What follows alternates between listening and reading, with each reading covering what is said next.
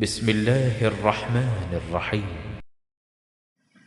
তারপরে আমাদের সামনে কিছুক্ষণ আলোচনা রাখবেন আমাদের পরিচিত বক্তা এমডি আব্দুল কাইয়ুম সাহেব।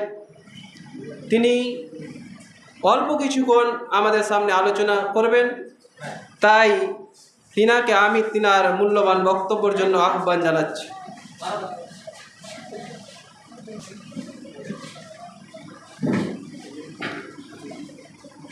আসসালামু আলাইকুম ওয়া রাহমাতুল্লাহি ওয়া বারাকাতুহু।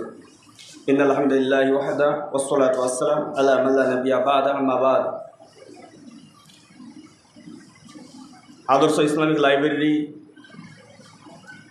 যারা সদস্যবৃন্দ এবং যারা এই প্রোগ্রামে উপস্থিত এবং যারা এই লাইব্রেরিতে উপস্থিত এবং বাইরে থেকে যারা শুনছেন এবং লাইভ থেকে যারা দেখছেন এবং পরবর্তীতে যারা শুনবেন, সকলকেই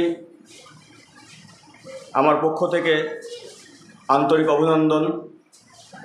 আজ মূলত আমি আপনাদের সামনে, আপনারা অনেকেই দেখেছেন যে এই যে সভা এবং সভার যে ইস্তাহার রয়েছে, সেই উল্টো দিকে আপনার একটা জিনিস দেখেছেন, সেটা হচ্ছে ডায়াবেটিস সংক্রান্ত বিষয় নিয়ে, যে ডায়াবেটিস আর নয়, ডায়াবেটিস ভালো হয়।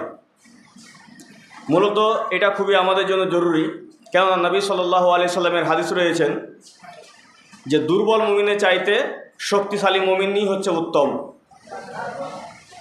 দুর্বল মুমিনের চাইতে শক্তিশালী মুমিন কেন উত্তম, এটা যদি আপনারা একটু গবেষণা করে দেখেন তাহলে বুঝতে পারবেন